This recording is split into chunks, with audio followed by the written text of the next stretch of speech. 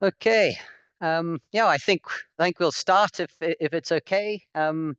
So good afternoon to everybody, or good evening, depending on where you are. And thank you so much for joining our Irma Stern webinar. We realize that we haven't done webinars for a few years. We're all a little bit rusty. It seemed so easy a few years ago, whereas um, things seem to have changed in the recent interim. But we hope we've got everything working, and we hope you enjoy it.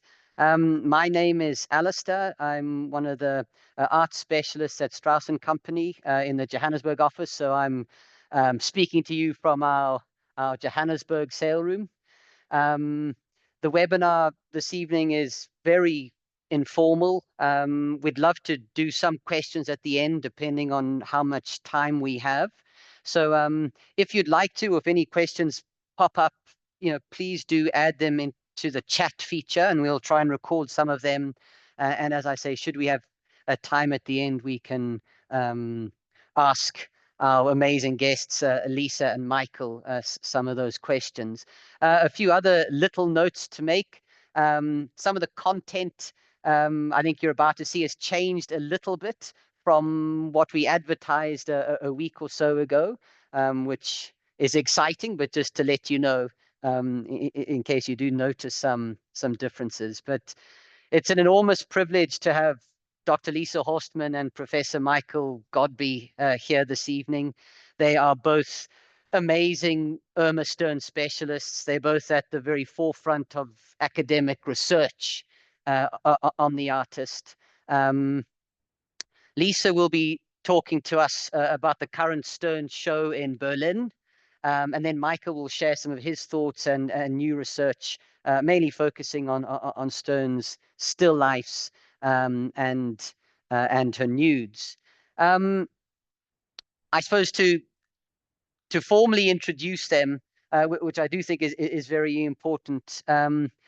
Lisa received her PhD from the Free University in Berlin.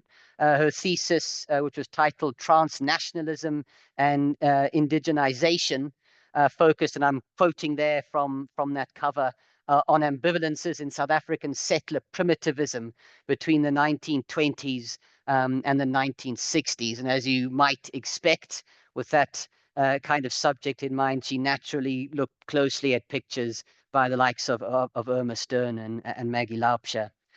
Prior to her PhD, she took an MA degree in art history from the Open University in the UK, and also a master's in curating visual culture from Sheffield Hallam University. She's now, I understand, a research associate at the Hamburger Bahnhof Contemporary Art Museum in Berlin. And as you'll see in a moment, she just co-curated the most wonderful show on our Irma Stern at the Brücke-Museum in Berlin. And some of us, Bina, Susie, Frank, and I were lucky enough to be there. It was an amazing moment for me, and I think an amazing moment for Irma Stern too. Um, Professor Michael Godby, who I'm sure is known to many of you, is one of South Africa's most important art historians, quite simply, as a curator, as a writer, an editor, a lecturer. He's made major contributions across numerous fields within the visual arts and socio-political histories of Southern Africa. He's curated major exhibitions at the Zico National Gallery, including this one here on the screen. Is There Still Life? Continuity and Change in South African Still Life Painting. That was in 2007. The Lie of the Land, Representations of the South African Landscape, which is from 2010. And then Home Truths, Domestic Interiors in South African Collections, and that was 2016. But to say he is widely published is a bit of an understatement. For decades, Michael has been contributing essays and articles and reviews to local journals, to international journals, as well as a number of landmark books. And I'm showing you just a small selection on the screen here. But I suppose I'd just like to say finally that we're sort of amazingly honored to have both Lisa and Michael here joining us. It's always wonderful to hear sort of from academic researchers looking very, very closely at artists that appear in our market. You know, as an auction house, we sometimes looking at pictures in a slightly different way, but we're delighted and very grateful to have you here, Michael, and you here, Lisa. So thank you. As I said, Lisa's going to talk about the show and Michael, the nudes and still lives. But before I hand over, I thought I'd give you just the very, very briefest overview of Stern's life in a whole 1 minute. And that's mainly because her life was frankly remarkable. Her biography is remarkable. She was born in Schweizer-Reneke in 1894. Now, as you can see from that image, which is a little bit later, Schweizer-Reneke in the old Transvaal was a very, very small farming community. Her parents were Samuel and Henny. They were Jewish Germans. I always like to try and contextualize what else is going on at a particular moment. 1894, not very much in South Africa, although all the issues that would contribute to the Boer War are very much brewing. But internationally, Coca-Cola serves its first drink in bottles in 1894 in Vicksburg in Mississippi. The major French political scandal known as the Dreyfus Affair begins in that year too. London's Tower Bridge opens to traffic. Nicholas II becomes Tsar of Russia. And I suppose for the sports fans, Manchester City Football Club is established. It had previously been St. Mark's of West Gorton. In terms of the visual arts and I suppose the broader arts, Aldous Huxley is also born in 1894. E. Cummings, the great poet, sort of known for his lowercase signature. He's born in 1894. This man, another very important artist, is born in America in 1894, and that is Norman Rockwell. This is one of his famous pictures, or a study for one of his famous pictures about the facts of life. And then one of my favorite British painters, Ben Nicholson, this is him here, is also born in 1894, same year as Irma Stern. This is one of his pictures, I think from the late 1920s, called Guy Fawkes. But I suppose it's just interesting to see how wildly different their careers were, despite being born in the same year. Anyway, Stern's family's life was ripped apart during the Anglo-Boer War. Their little family unit in Schweizer-Reneke was impacted by Lord Roberts's forces as they moved from Bloemfontein directly east from the March of 1900. I think Schweizer-Reneke is taken by the British in, I think, the May of 1900. And because of their supposed sympathies towards the Boers, Irma's father and uncle get taken as prisoners. And the family is split. Irma and her mum end up going to Cape Town. And ultimately, over the next few years, they are moving between South Africa and some of the, admittedly, I understand, more sort of swanky suburbs of Berlin at the time. She does get back to Cape Town in 1920 and builds the most remarkable career with the most incredible and exotic travels around the world. Just to tell you, in a moment, in the 1920s, she's in Zululand, Pondoland, Swaziland. She's in Madeira in 1931, Senegal in 1938, Zanzibar famously in 49. In 39. The then Belgian Congo in 1942, Zanzibar again in 1945, and then the Congo again in 1946. She'd done all of that by 1946, 1947, which is where she has this landmark show in Paris at the Wildenstein Galleries.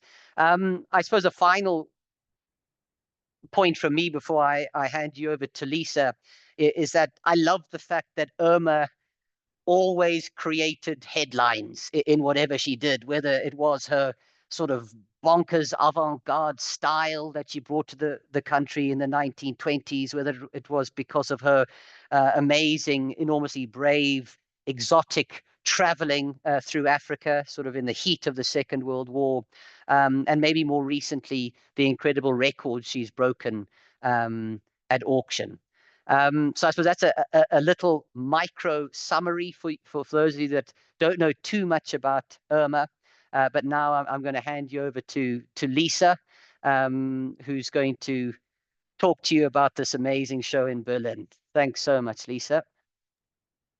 Yeah, thank you, Alastair, for the introduction and also for the invitation to speak about the show, which will end on the 2nd of November, sadly. So there's not that much time left. And let me just try to share my screen.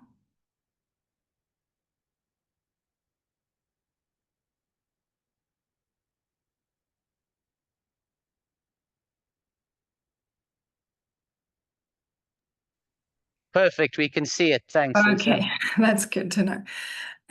Yes, so the current director of the Brücke-Museum, which is in Grunewald in Berlin, at the edge of the forest, is called Lisa Marei Schmidt. And when she started 8 years ago, one of the exhibitions that she proposed was one on Irma Stern. And at the time, that was quite unusual because, in spite of the fantastic career that Irma Stern had in the 1910s and 20s in Germany, at that time, 8 years ago, when Lisa started, she was very little known. And it then obviously took her a while, but at this point, it seemed like the right time to realize this show. And one of the reasons also was that she met me and had somebody who was specialized on the subject living in the city. And that's something that she often does, that for an exhibition, she will work with an external expert who contributes to the show and thereby is able to have really in-depth examinations of the artists that she's showing. One of the reasons also that she wanted to do this show was that the Brücke-Museum has a collection of about 2,000 works that by only male artists. So she has also been trying to include female positions to make up for the fact that after 1945, a lot of women artists who were really successful before 1933, when the National Socialists came to power, were not able to pick up their careers again. So we have a lot of women artists in Germany, such as Irma Stern, who were very established members of the avant-garde in the 1920s, but then because of National Socialism and the ideology that came with that, weren't able to exhibit anymore. And then as women were not really taken seriously after the end of the Second World War.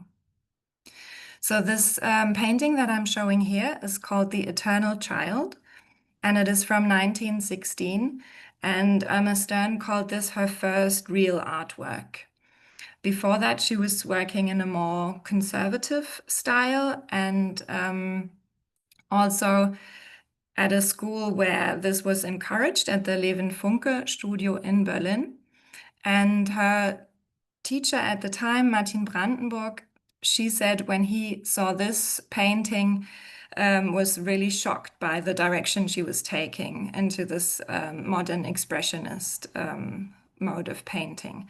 So she split from her teacher. She was very convinced that this was how she wanted to paint. She was a very determined and confident painter, I would say. And then she also said that Max Pechstein, on the other hand, was interested in this painting, became aware of her as an artist. So 1916 also marks the beginning of the friendship between Irma Stern and Max Pechstein, who was previously one of the main Brücke artists. There's an exchange of letters between the two between 1917 and 1925. And They talked about artistic issues. She asked him how she could get like a really black ink, for example. And he, on the other hand, was very interested in the South African art that she had seen when she was living in South Africa. And she even shipped a sun rock engraving to him. Yes, so that is the connection, like the direct connection to the Brücke artist group.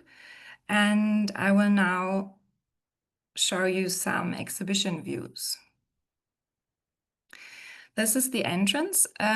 Maybe in general, it's interesting to know that the Brücke-Museum was established on the initiative of one of the Brücke artists, Karl Schmidt-Rottluff, and designed by him together with Werner Duttmann, who was a well-known Berlin architect. And they developed this bungalow building, which has a lot of references to the nature that is surrounding it. So we have a coconut carpet, which you can see, and then these green window frames, and a lot of views out into the green garden and beginning forest. And as you can probably see already, this first work that we see here is not by Irma Stern. So we, as a curatorial team, we are 4 white German women and therefore not a very diverse group. And those of you who are familiar with the work of Irma Stern will know that the perspectives that she shows, the people that she shows, are very diverse. And we thought that we would like to include other perspectives as additional voices to our curatorial voice. And one way of doing that was to invite Atipatra Ruga, who is a contemporary Black queer artist from South Africa, living in the Eastern Cape. And we commissioned an artwork from him for this entrance window. He has done a lot of glass work, so it's a medium that he's very familiar with. And he chose to depict another South African modernist, but a Black painter.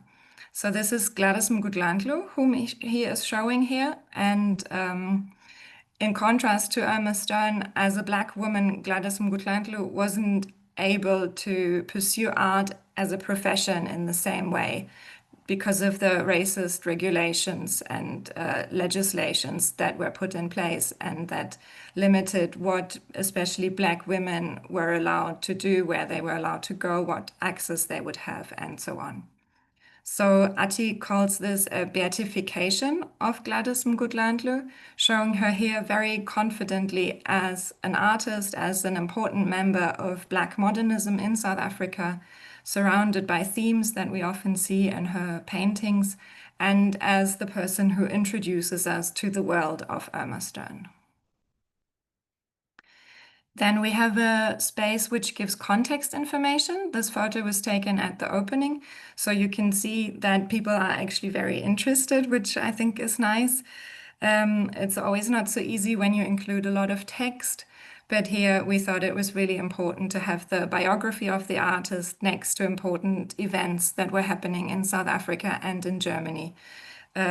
That affected Irma Stern as a Jewish white woman living in both countries.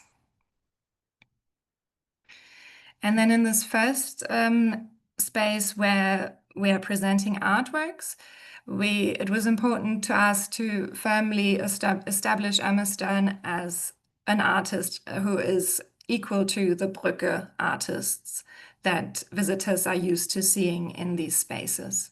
So we placed her works next to works from the Brücke collection. And I mean, it's quite small here, but maybe you can get a feel for the similar themes, for the parallels in artistic interests, and so on.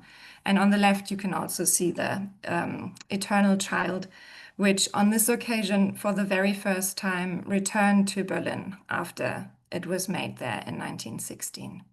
So that was a very nice thing for us as well, to show her again in the city that she identified with, that she spent a lot of time in, and that, where she took her initial career steps also. So this is one example of a window leading out into the greenery. That's why I included it, so that you maybe can get a bit of a feeling of this very special museum. Then we have a room that on the one hand has portraits that originate from these travels that Alastair mentioned in the beginning, and then also some landscapes on the left from South Africa and the then Belgian Congo colony. And here again, we have an artwork by Atipa Traruga, which is this textile work on the left. And he started engaging with Irma Stern's works very early on as a student at school. And in 2008, he started making these textiles that he calls a mix of a master copy and an intervention. So you can see how he is directly referencing this painting Zanzibar Boy, which Stern painted in Zanzibar, and changing a few things that I think have quite a big effect on how we perceive the subject.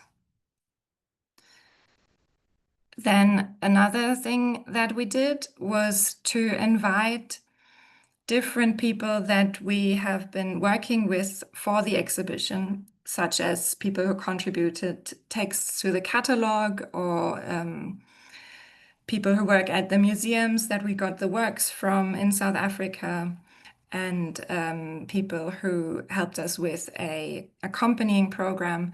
And so those people from South Africa, Germany, and the US chose individual works and then wrote small texts about these works. And what we see here, what this lady is reading, is a text by Ahmed Daknous, who is an Arab Palestinian living in Germany and who has been working on the accompanying program. And he talks about this painting, which is called Two Arabs, Dakar. And the text starts by him saying, "I wonder if that is what people think when they see me, one Arab." And then what kind of questions they associate with that, what kind of stereotypes, what kind of images.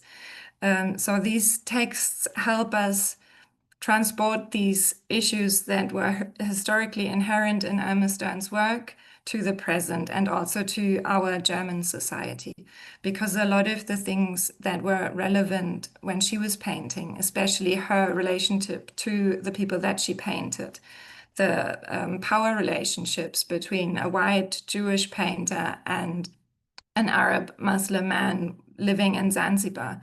You know, these things are still, we still have traces of those power relationships, of those colonial heritages in our society today. And this was very important for us to not see this as an art exhibition, which is very important and I think was hugely successful as well, like showing Irma Stern as a very accomplished, skillful modernist, but then also looking at the context and, yeah, building bridges. We then have a transition here, which is where we placed the still life that we also chose for the catalog. And this particular still life shows a mask from Irma Stern's collection. Unfortunately, you can't see it here. I couldn't find a photo, but on the other wall that hits this one, we show a still life by Carl Schmidt-Rottluff, the founder of the museum, who also had an extensive collection of African art. And so we're trying to establish some parallels, but also talking about the differences, because for Carl Schmidt-Rottluff, he was one of many artists living in Berlin, living in a European capital, who was interested in African sculpture. But Irma Stern in South Africa at the time was actually one of only a few people who had this interest, who had this appreciation of African art. So a lot of Black modern artists, such as Ernest Mancoba, also got access to African sculpture through her collection. And then this is the last and largest space of the exhibition, which includes portraits of different members of the South African society. And here is a wall within that larger space that shows women from the Jewish diaspora in Cape Town and in Johannesburg next to another painting by Carl Schmidt-Rottluff, which shows Rosa Shapire. And she also was a Jewish woman patron of the Brücke group living in Hamburg. So we show this line of women who were very influential in supporting modern artists and mediating the work also to a wider public. On the left here, in the both in red blouses or jackets, are Hilda Pewitsky and Rosa van Gelderen, who were very important for Irma Stern's first career steps in South Africa, because they published a lot of exhibition reviews, they built up networks and promoted her work. And then this is the last wall, another view of the opening night.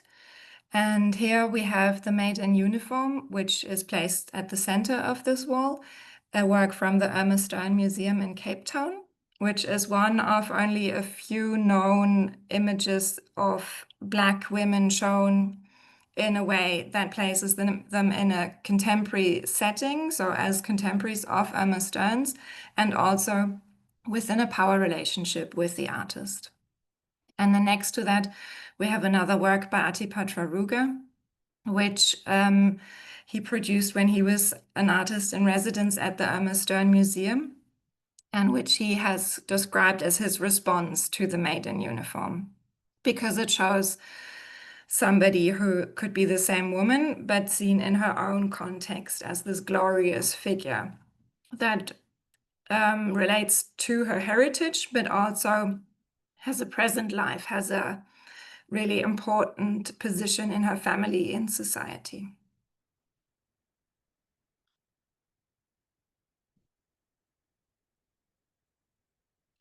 Yes, so that's the exhibition. And maybe to briefly talk about the reception, maybe it's very interesting for me to say that in contrast to another exhibition, or to the only other exhibition in a German museum that showed Irma Stern's work, which was in 1996 at Kunsthalle Bielefeld.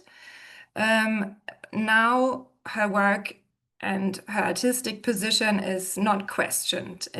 She is in Germany now in the press, and when I talk to people, when I give tours, nobody questions her skill, her the artistic value of her works, and so on. Whereas in 96, she was still seen as a woman painter who produced derivative works of her male contemporaries. So that for me is a very interesting result of the reception of Irma Stern. And I think in general, it's changing how many people know of her. So I think I started my research 10 years ago. And when I spoke to people about Irma Stern, nobody knew the name. But in the past 5 years or so, it's definitely been changing. And I hope that with this exhibition, it's going to change even more. Oh, amazing. Yeah, thank you so much, Lisa. Yeah, thank you also for flying Stern's flag in Europe. It's amazing. We're all very grateful. We've had a number of questions come through, but we'll maybe get to them at the end, if that's okay. So maybe we can go on to you, Michael. I know Brooke's going to share your slides. But yeah, Brooke, if you can share the screen, that would be great.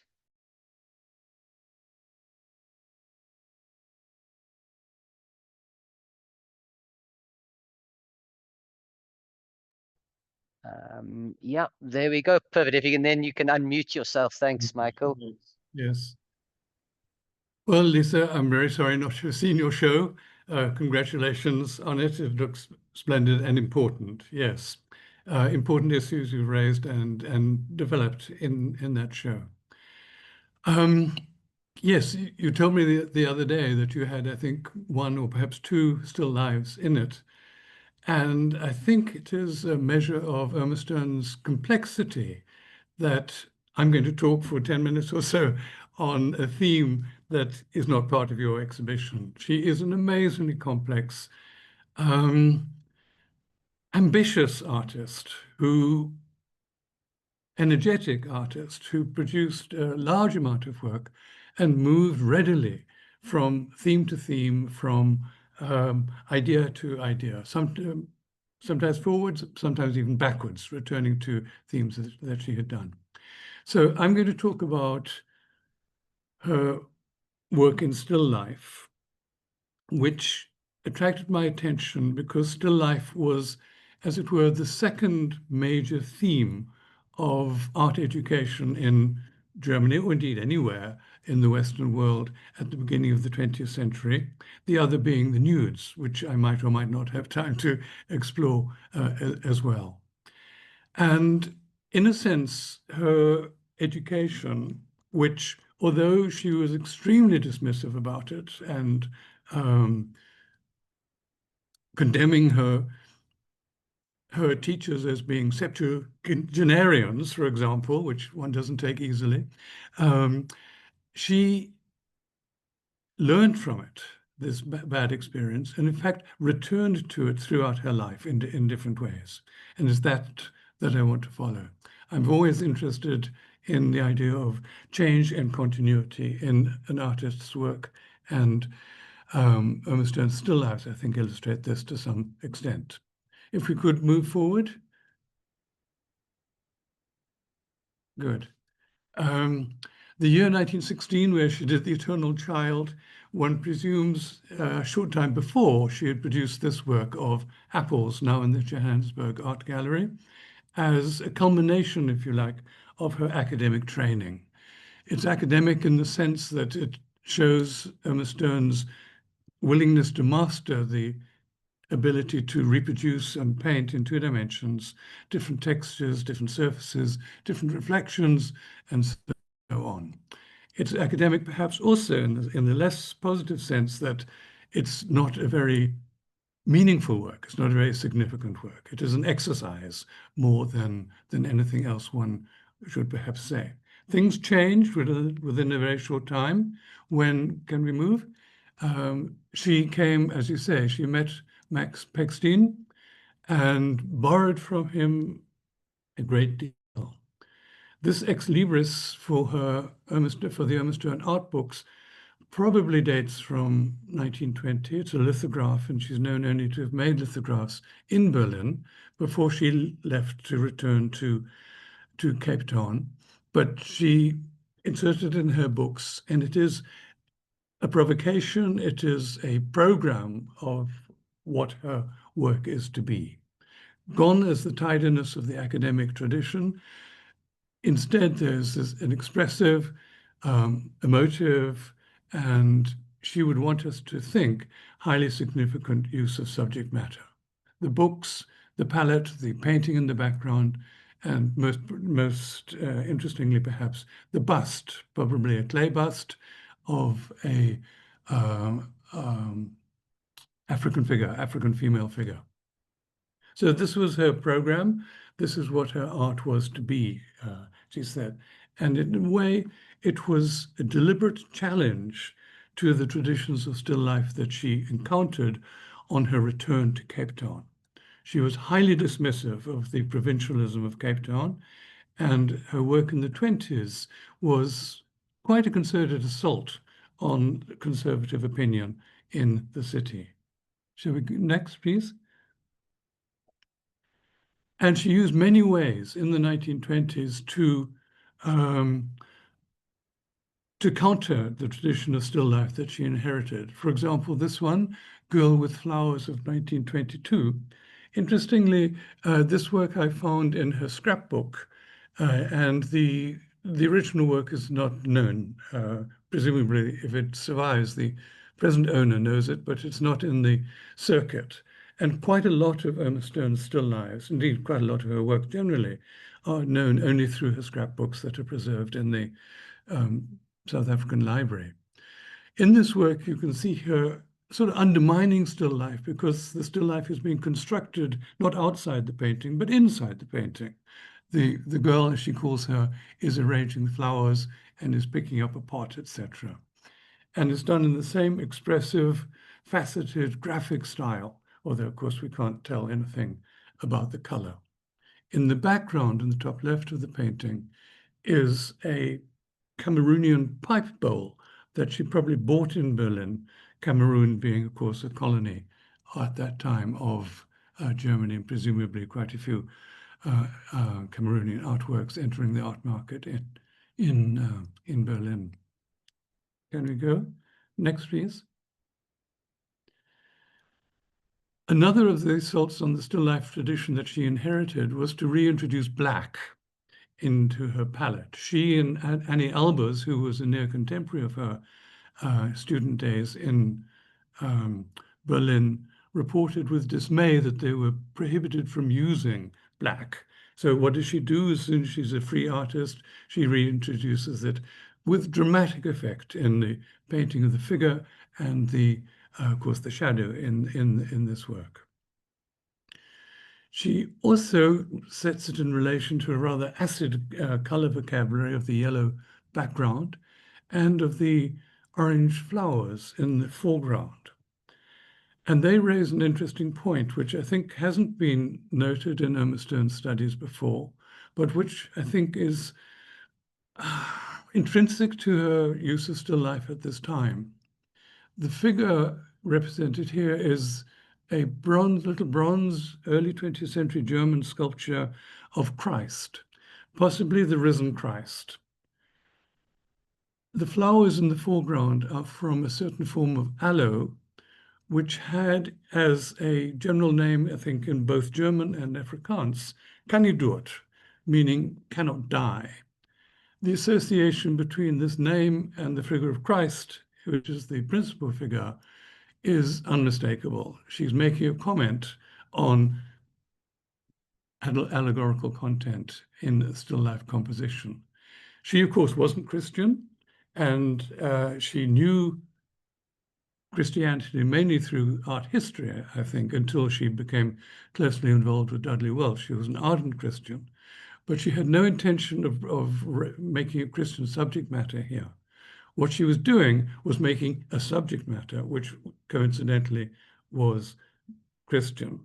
She didn't want still life to be academic. She didn't want it, or any other type of painting, to be meaningless, even if the meaning was not actually meaningful. Can we go? There are a few other works that pick up this theme. This one from 1949, a statue of the Madonna in the foreground, possibly the Madonna Annunciate, which reflects, as the Christ figure before, reflects a statue that she owned in her own collection. In this case, she has associated it with her own painting of the Expulsion in the top right-hand corner. Again, anyone who knows anything about Christian art from whatever period would recognize that there is a major connection between the Madonna and the Expulsion, because the Madonna was the new Eve. Eve led humankind into the fall. The Madonna promised salvation through the birth of Christ. Again, she's a Jewish artist. She had no particular interest in Christian observance, although in fact, she's quite impatient with Dudley Welch's going to church twice a day, she writes in one of her letters. But again, she's playing with meaning and meaningfulness in this composition, a still life composition, lending itself particularly to this exploration. Back to the 1920s with the fish god. Brooke, if you could, please. 1924. Again, a very peculiar painting, clearly heavily dependent upon German Expressionism at this time, and again, clearly seeking to attribute some significance to this figure, to this arrangement. None of the contemporary comment, certainly not from her, reinforced these interpretations, not of the previous two works either. And Hilda Pervitsky, whose portrait you just showed, writes about it as if it's some sort of representation of superstition, some sort of representation of barbarism. Possibly it came into being because by this time, in 1924, for the rest of the decade and into the 30s, Irma Stern was tending to paint rather idyllic paintings of what she would have called native life, what her contemporaries celebrated them for. And in those works, she was tending to move away from German Expressionism, because her subject matter was idyllic, as I say. Her subject matter was tending towards a reinterpretation of the Golden Age in African terms. This painting perhaps stands in contrast to that, saying that there might be a negative aspect to African life that she couldn't possibly introduce into her figure subjects themselves. So just let me pause there, a bit of a contradiction between Expressionism as a mode and the Golden Age subject of her native idylls, as they were called at the time, leading her to a rather more romantic view of African subject matter. Karl Skuman, in his book, I think makes an important and somewhat overlooked point, that she was, as well as an expressionist by connection, she was deeply influenced by German Romanticism as well, and had this self-image of the artist, which was dependent upon that, I would say, with Karl Skuman. Shall we go next? Yes. At the end of the 1920s, quite a significant shift occurs in Irma Stern's art and in her thinking.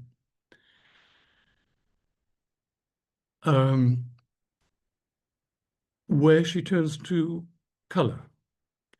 She writes a letter to the Feldmans that she is doing nothing else apart from exploring the use of color in her paintings, almost, as she puts it, to the extent of meaning. In other words, all those interpretations that I've been trying to suggest are apparent in the 1920s work, she could now forego because she was interested in color and color theory.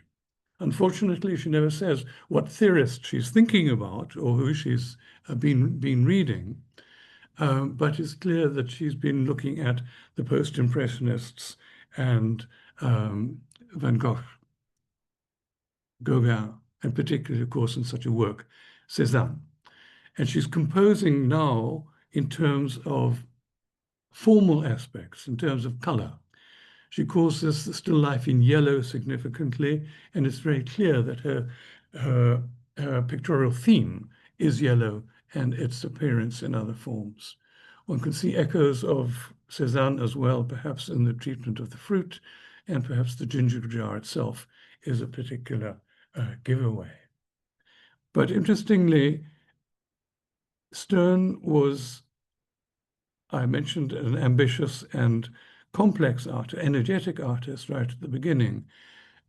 She never gave herself over to a single source of influence. Can we go forward? So, for example, leaving Cézanne quite clearly in The Still Life with Roses, 1936, thinking again of the other post-impressionists, perhaps, but how color can be a dominating theme in this way, the yellow of the background wall, probably at this time the yellow studio wall where this painting would have been made. Another indication of the painting we made in the studio is the assembly of brushes in the jar in the background. I want to come back to that if there's time later on, how she included objects from her painting equipment. Here, can we go forward, please? 1934, a painting that she called Still Life with Fish, or I think she had the alternative title of Pink Fish. Clearly, again, interested in color and interested in color as a link, as a compositional motif in the work. Interestingly, here she had painted fish before, but in the book I suggest that fish became quite a significant theme in her work in the 1930s and indeed beyond. And I want to read something to you from her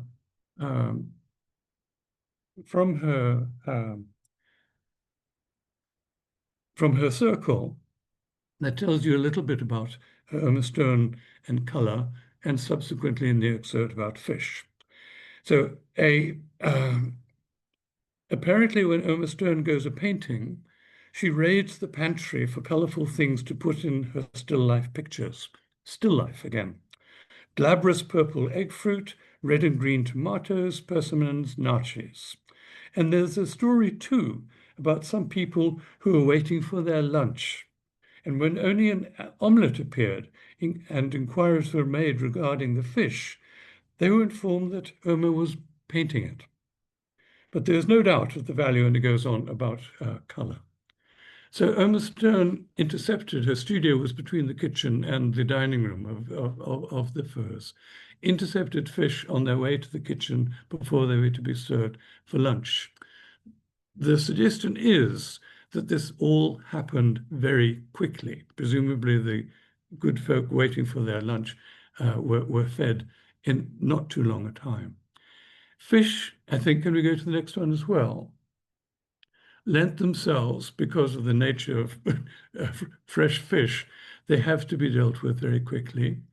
And more than that, they have to be composed quite quickly on the surface that Irma Stern was using to paint them, the still life. So here is a still life with fish, and you can see that they've almost been thrown down on the surface. They're standing nearly vertical. They refer to the vertical plane, and they're very, very rapidly painted. I argue in the book that perhaps fish, which later came to be extended to other subjects at this time, lent a notice of speed, rapidity, as an aesthetic criterion for Irma Stern at this time. She paints very fast indeed. Fish, I think, contributed to that movement. This painting also includes an African Sutu pot in the background, one of her big collection of African art.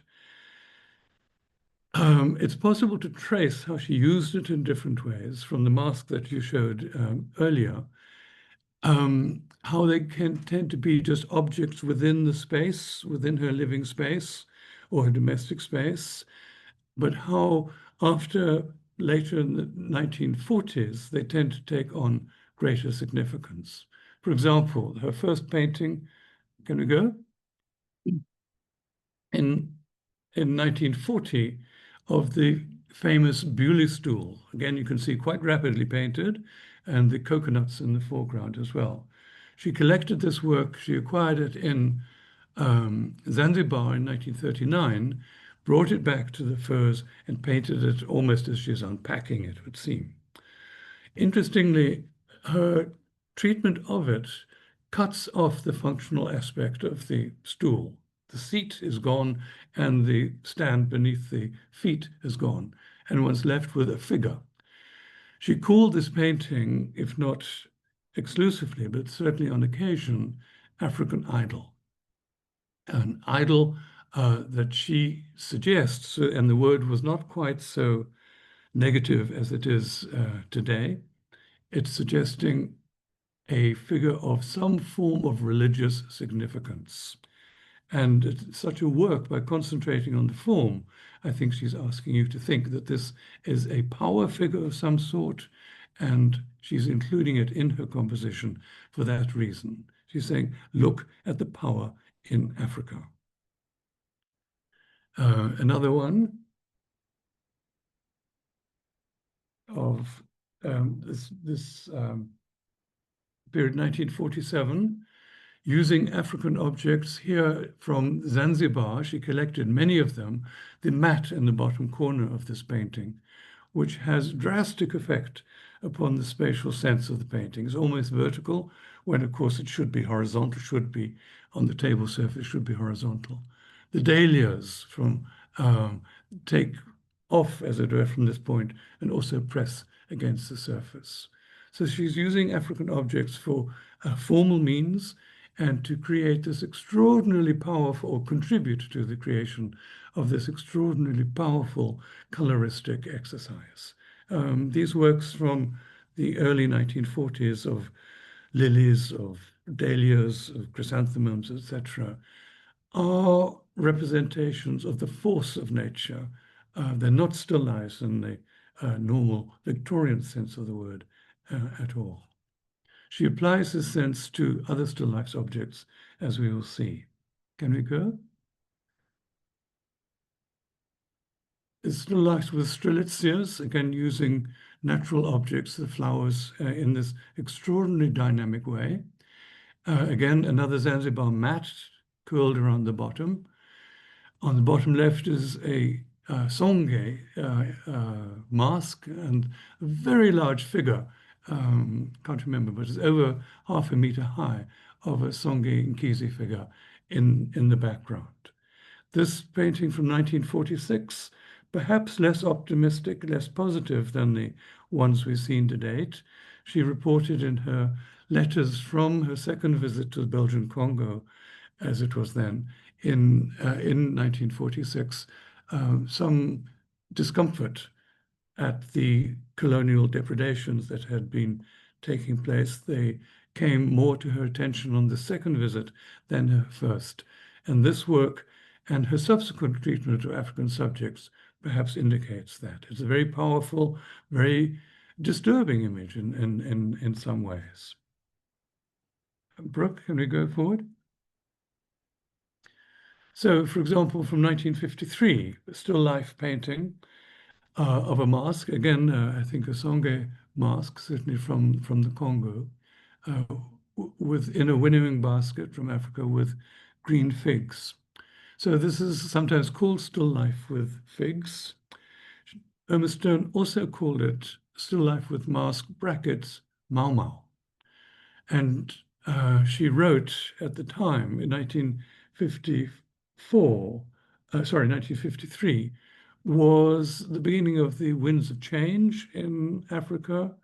She was aware of the horrors of the Mau Mau uprising in Kenya, but she's aware, in a sense, of explanation of it through colonial enforcement of power leading up to that.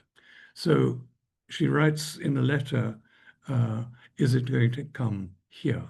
She's looking for somewhere, she's looking to pack her bags and find somewhere to stay. Africa was becoming not idyllic anymore, and she makes a comparison with her early work in a letter, but threatening. And this is to be, I think, understood to explain some of her works in the 1950s, and indeed for the rest of her life. Another one, please. So she turns increasingly to Europe, this one from 1958. She had, as Alastair indicated, experienced some years of exile from Europe, partly through the Nazi years, partly through the war years. She returned to Europe in 1947, I think, for the first time, and quickly fell under the immense influence of Picasso. And a painting such as this, for example, still life with musical instruments, shouts Picasso at one, both in the subject matter, but more particularly in the collapse of spatial logic and the treatment of the individual forms. It's extremely free, extremely loose, extremely inventive and creative, which she praised Picasso for. She was also pleased in turn to be heralded in the Spanish newspapers at the beginning of the 1960s as La Picasso. European writers identified her as a new Picasso in this way, and she was very tickled by that. And so her later work, I'm finishing now on the still lifes. Can we go to the next one, please, Brooke? Becomes this one from 1963, still life with a Mexican sculpture, one again from her collection. And she, in a defense of figurative art, in a lecture from 1961, talks about this work, or how extremely modern it is. And she held up such a work. She held up Henry Moore, she held up Picasso, as being bulwarks against what she understood the major threat of the rising tide of abstraction that she had come across in Venice in 1954 particularly. And she was extremely rude about it, but she was also not unthreatened by it as well. The last slide, I just want to make another completely different point about still life that runs through her life. I mentioned the Still Life with Roses earlier, how it included her brushes in a jar in the background of the painting. And instruments of her art, brushes, palette knives, inkwells, all sorts of things appear in many, many, many of her works, which were done, of course, in the studio, and they could just be unthinkingly placed there. But when you think that the brushes that are in that Rose's pictures might have been used to paint that Rose's picture, or might have been used to sign that Rose's picture, then they take on a quite curious significance, and one that is peculiar, I think, to the still life genre. At the same time, she signed her works in different ways, and again, particularly with still lives. Sometimes she signed them as if it was on the surface of the work. Sometimes she signed them as if it was on the surface of a table in the work. Sometimes she signed them as if it was a carving into the stone ledge that the still life objects are represented on. Sometimes she signed it on a piece of paper, a sort of Renaissance cartellino, if I can say, that just floats into the work. And so she's interested in levels of reality, illusion and anti-illusion, in different ways of reading, different ways of understanding the practice of creating an illusionist work. Here, for example, she uses a book, and many works use books. Many works have writing on pieces of paper. She's asking you to read the writing, which of course you can't, but she sets up the expectation that you might. And when one looks into this work, one finds that somebody is looking back at you, possibly asking you to engage with the way that you're looking at the work. But then what's looking back at you is also deceptive, because you think you're looking at the eyes of the figure, of the masked figure. What about the figure who might be wearing that mask and be looking through the little slots under those eyes? There's a complexity, there's an invitation in a way to play, but certainly I think to think.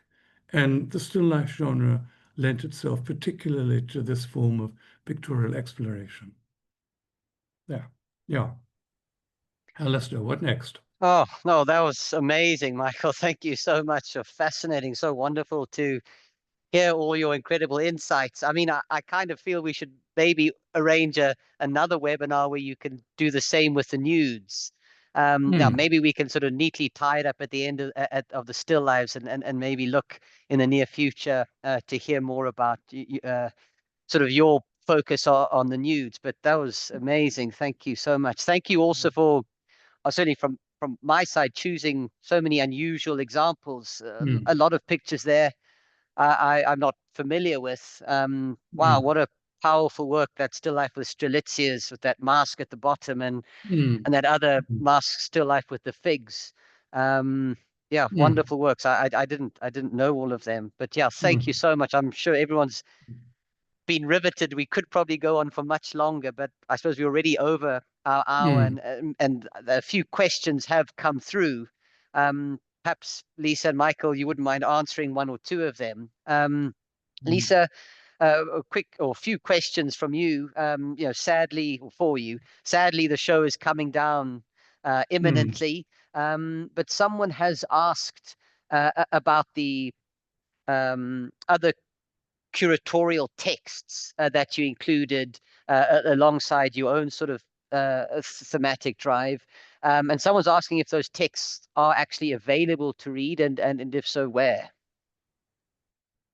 I would definitely take this with me as feedback, because I think it's a really good idea to publish those on the museum's website. But at the moment, we're not making them accessible digitally. And yeah, definitely I will talk about this, because these are very interesting contributions, especially because they refer to individual works. Yeah.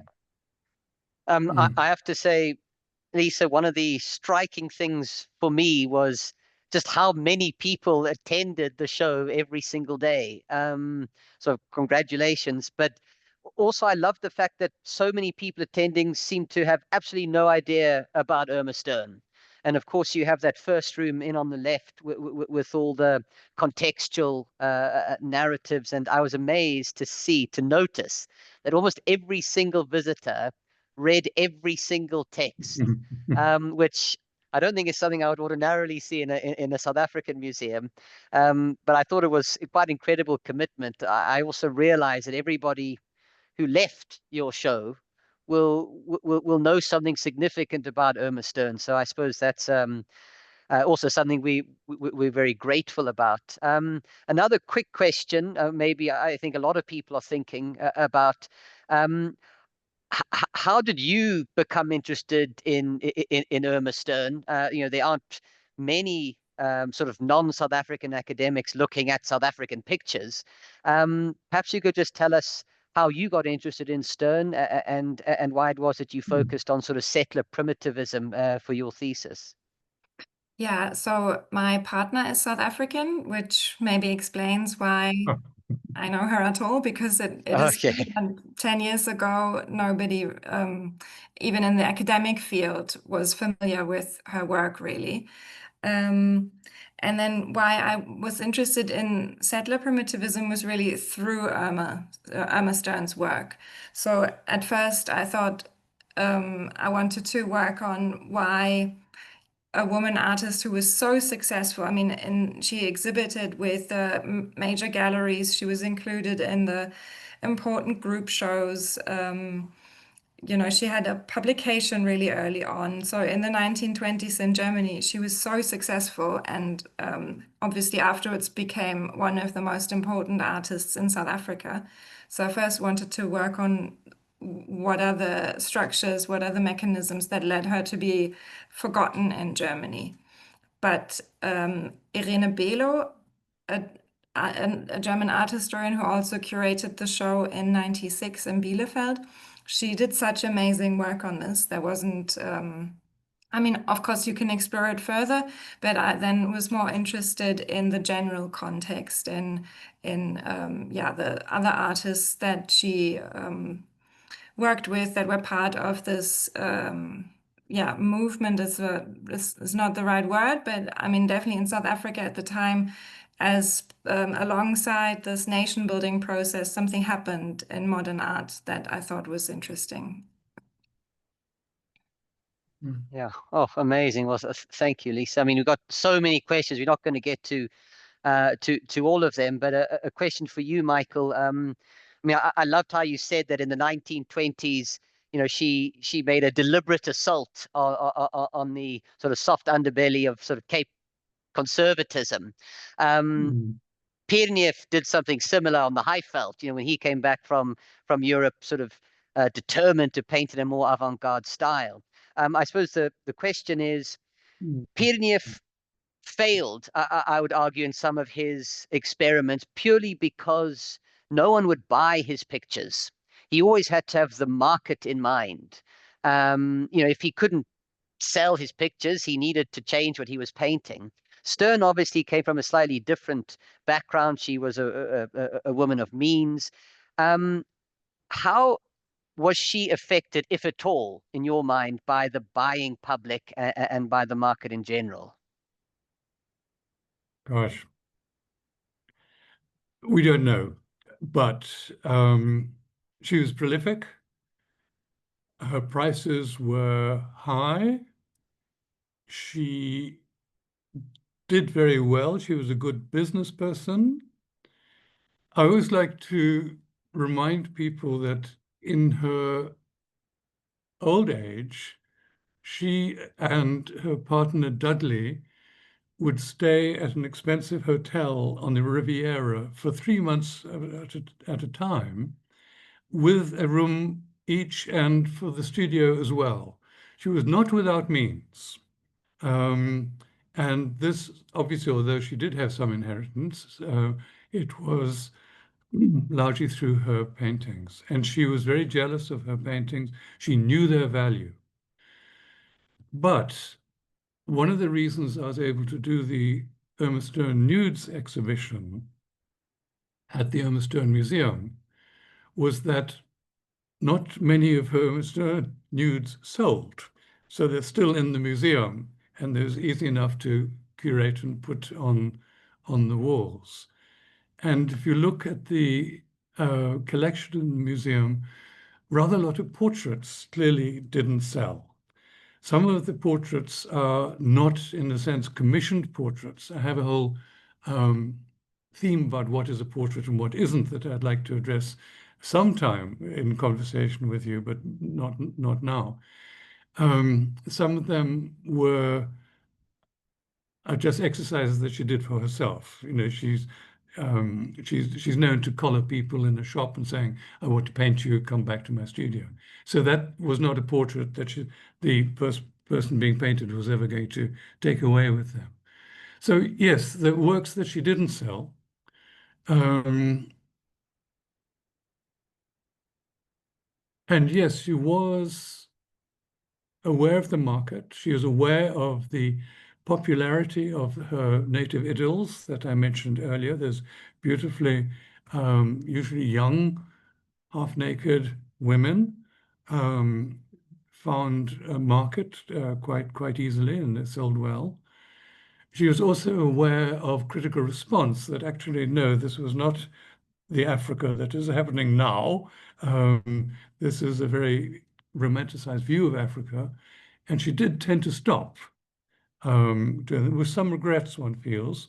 And she went to other places like Zanzibar and the former Belgian Congo, partly to maintain some form of exoticism in her subject matter for her local market, I would say. So yes, she was aware of what people were saying. She was aware of what people wanted. That's probably what I can think of, yes. And then, Michael, again, a very kind of short but maybe difficult question. You know, you showed us still lives going through the decades. If you had to choose your favorite decade of her painting, which would it be? Particularly in the still lives, is it the 20s, the 30s, or later? Can I do the presentation on nudes now and answer that question? No. No. Which one? Gosh, I don't know. I like the anger of some of her 20s works. I like the anger. Okay. Yeah. Yeah. Well, that's a But cool answer. you know, clearly those what are the iridescent transcendental dahlias and things from the 1940s? They're just amazing. Yes. Yes.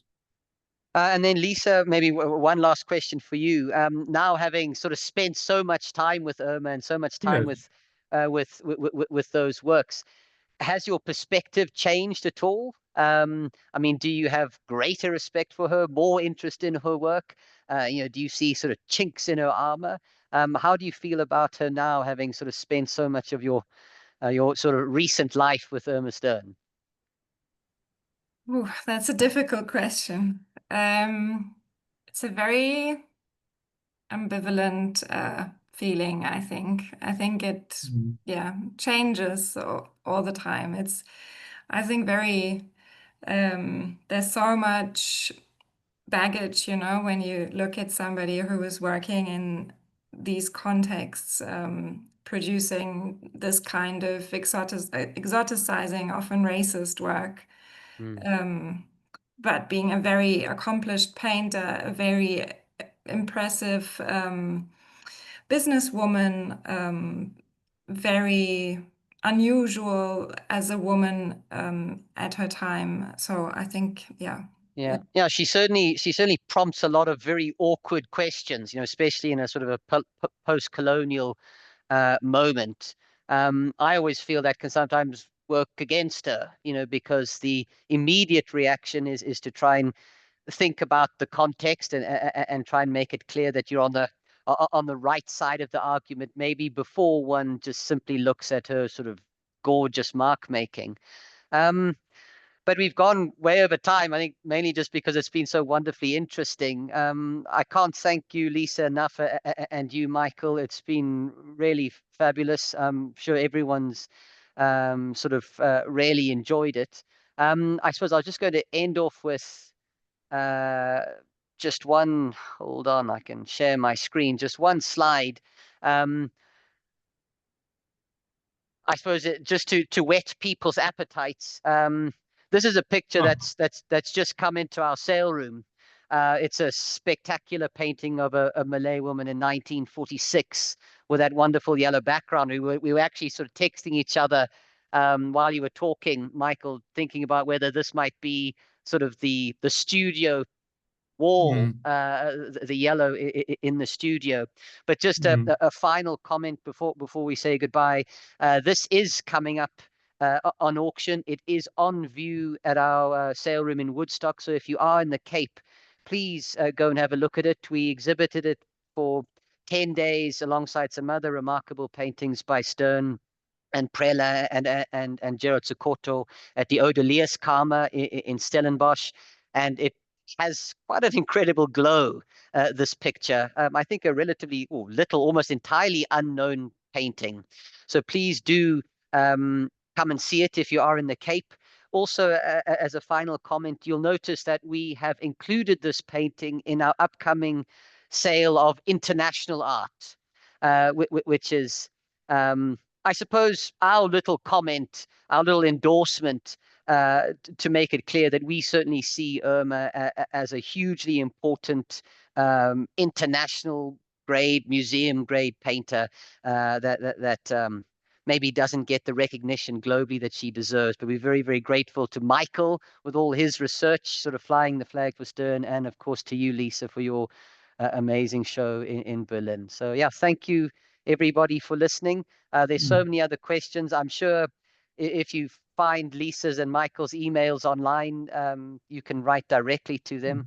But thank you all very much, and we'll try and do something similar again soon with the nudes. Bye-bye. Good night, everyone. Bye. Okay.